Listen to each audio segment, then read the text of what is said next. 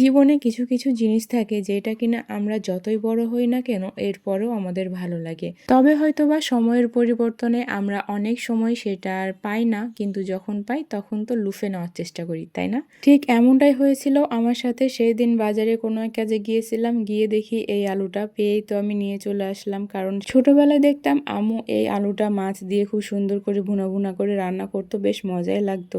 তাই হাতের কাছে পেয়ে আজ ছাড়ি নাই, একদম নিয়েই চলে আসলাম। ভাবলাম আজকে আমিও রান্না করব, আর ভাবলাম যেহেতু আমি রান্না করবই আপনাদের সাথেও একটু শেয়ার করি। তো অফ ক্যামেরায় আমি আলুটা কেটে নিয়েছি। তারপরে আমি কড়াইয়ে এইখানে 1 টেবিল চা চামচ মতো দিয়েছি পেঁয়াজ বাটা, 1 চা চামচ মতো দিয়েছি জিরা বাটা। আমার জিরা বাটাটা ফ্রিজে ছিল, যার কারণে একটু কালো কালার মনে হচ্ছে, তবে এটা ভালো, খারাপ না। তারপর আমি দিয়ে দিয়েছি 1 চা চামচ মতো হলুদ গুঁড়ো, 1 চা চামচ মতো মরিচ গুঁড়ো, 1 চা চামচ মতো ধনিয়া গুঁড়ো, আর দিয়ে দিয়েছি স্বাদ মতো লবণ। তারপর আমি এখানে অল্প একটু পানি দিয়েছি, এটা আমি 1/2 কাপ মতো পানি দিয়েছি। তারপর দিয়ে দিয়েছি 1/3 কাপ মতো রান্নার তেল, আর এটা দেওয়ার পরে আমি ভালো করে সবগুলো একসাথে মিলিয়ে নিয়েছি। এর মধ্যে আমি গ্যাসটা অন করে দিয়েছি। যখন মশলাগুলো দিচ্ছিলাম তখন কিন্তু আমার গ্যাসটা অন ছিল না, অফ করা ছিল। এই পর্যায়ে আমার গ্যাসটা অন আছে। এরপর মশলাটা ভালো করে কষিয়ে নিয়েছি। তারপর আমি আগে থেকে পরিষ্কার করে রাখা ছোট ছোট বাইম মাছগুলো দিয়ে দিলাম। আসলে এই আলুটা বাইম মাছ দিয়ে আমার কাছে খেতে বেশ মজাদার মনে হয়, এই জন্য আমি এই মাছটা দিয়ে রান্না করছি। তারপর কিছুক্ষণ মাছটা কষিয়ে নেওয়া হলে আমি আগে থেকে কেটে ধুয়ে রাখা সেই আলুটা দিয়ে দিলাম। এবার আমি এটা ভালো করে বেশ কিছুক্ষণ নাড়াচাড়া করে একটু ভুনে নেব। খুব একটা বেশি এইটা ভুনা যাবে না, তাহলে নিচে থেকে লেগে যাওয়ার একটা সম্ভাবনা থাকে। এ পর্যায়ে আমার ভুনা হয়ে গেছে, তাই আমি এখানে অল্প একটু পানি অ্যাড করে ভালো করে মিশিয়ে নিয়েছি।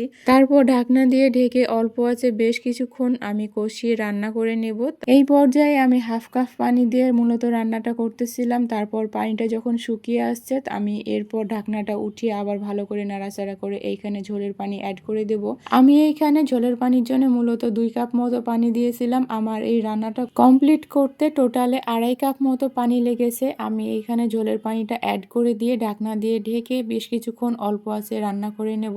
এইখানে রান্নাটা হতে থাক, ততক্ষণ আমি একটু কথা বলে নিতে চাই। আসলে ইদানিং ঠান্ডার সমস্যার কারণে আমার গলার ভয়েসটা একটু আপ ডাউন মনে হচ্ছে, যদিও ভীষণ প্যারার ভিতরে এই ভয়েসগুলো আমাকে দিতে হচ্ছে, কিছু করার নেই। তারপরেও বলছি, যদি কারোর খারাপ লেগে থাকে তাহলে আই এম সরি।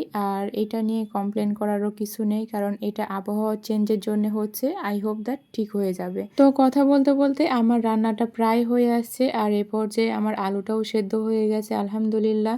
দেখতে পাচ্ছেন কালারটাও প্রায় চেঞ্জ হয়ে আসছে। তো আজকে এ পর্যন্তই, দেখা হচ্ছে পরবর্তী ভিডিওতে। সে পর্যন্ত আশা করি সকলে খুব ভালো থাকবেন, আমার জন্য দোয়া রাখবেন। আর হ্যাঁ, আমার চ্যানেলটা অবশ্যই সাবস্ক্রাইব করে দিবেন, কারণ আপনাদের এই এতটুকু সহানুভূতি আমাকে নতুন নতুন কাজের অনুপ্রেরণা যোগায়। তো আল্লাহ হাফেজ।